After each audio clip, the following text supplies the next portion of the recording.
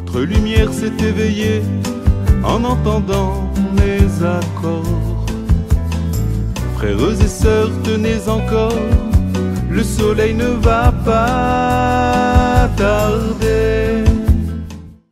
Donc hier on a parlé du mariage, on a parlé du principe de l'épouse, que l'épouse c'était elle qui donnait en fait la forme au mari dans la recherche de sa vie spirituelle.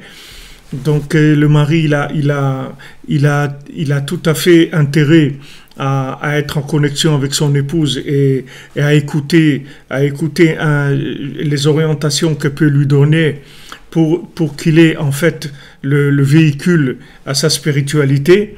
Et d'un autre côté, le travail de l'épouse aussi, c'est de prier pour qu'elle soit un bon récipient pour son mari, c'est-à-dire qu'elle ait les bonnes directives, les bonnes orientations pour son mari, parce que de ça va dépendre les enfants, va dépendre la parnassa, tout va dépendre de ça.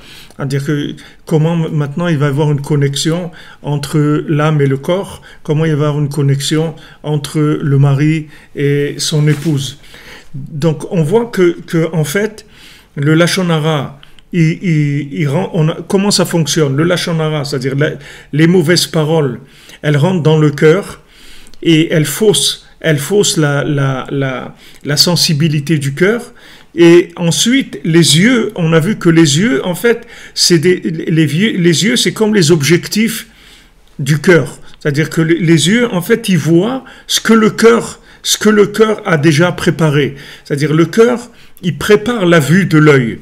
Chacun, il a une façon de servir Hachem personnelle. Il est porté plus vers la prière, vers l'étude, vers la tzedaka, vers aider des gens à s'en sortir. D'autres, chacun, il a une inspiration personnelle.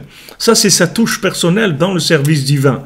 Mais la Torah, elle te dit, dès qu'on parle de tzav, en fait, quand on ordonne, il y a tout de suite une emprise de Avodah Zara. Avodah Zara, ça veut dire culte étranger. Bien que maintenant, ça soit imposé par Hachem, mais tant que j'ai pas trouvé tant que je le fais pas à ma sauce, c'est-à-dire quand j'ai pas trouvé par rapport à mon âme la façon de faire la chose, ça va rester quand même un culte étranger. Et ce qui va vous expliquer pourquoi les gens ils s'éloignent de la Torah. Les gens, pourquoi ils s'éloignent de la Torah? Parce qu'ils n'ont pas trouvé leur lien personnel avec la Torah.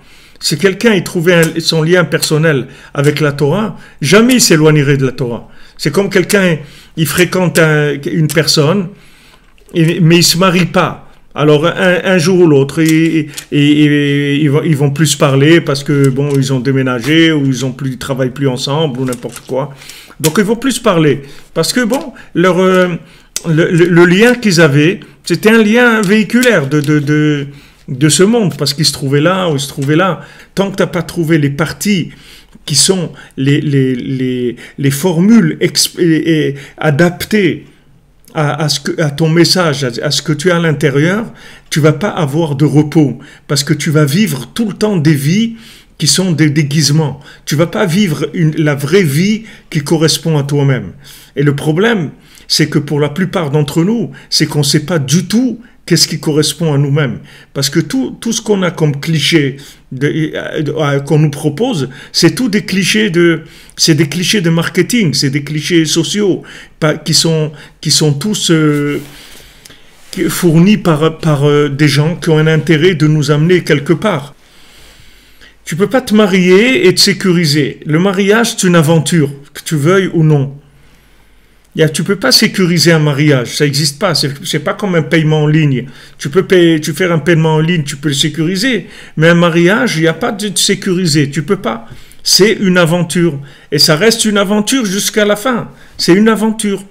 Donc, maintenant, tout le Lachon Hara qui se fait sur le tzaddik, en fait, ça empêche les gens de trouver le bien qu'il y a en eux. Parce que le seul sur terre qui a chez lui le dépôt de la vérité de l'âme de chacun, c'est le tzaddik, c'est Moshe Mashiach, c'est-à-dire c'est celui qui inclut toutes les âmes du monde, et lui, c'est exactement le bien qu'il y a dans chacun.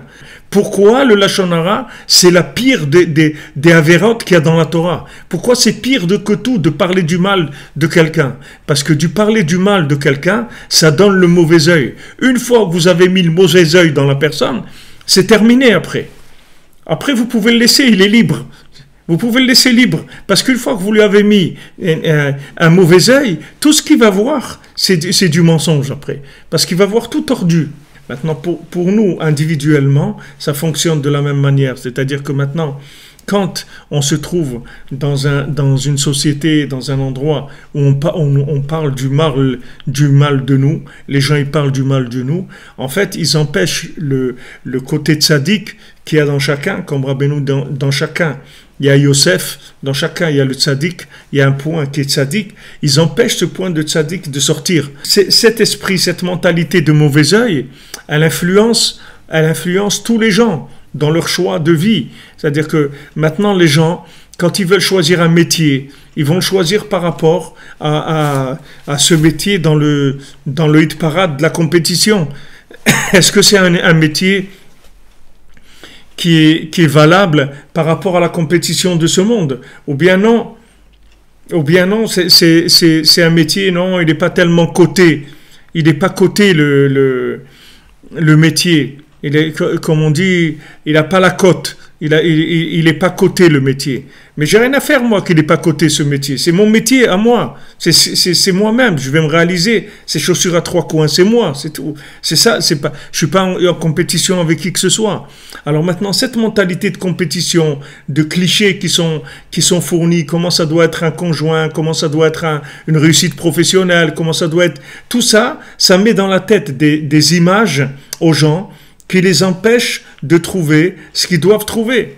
Donc si maintenant quelqu'un il efface pas toutes ces images-là, c'est impossible qu'il trouve l'image qui lui correspond.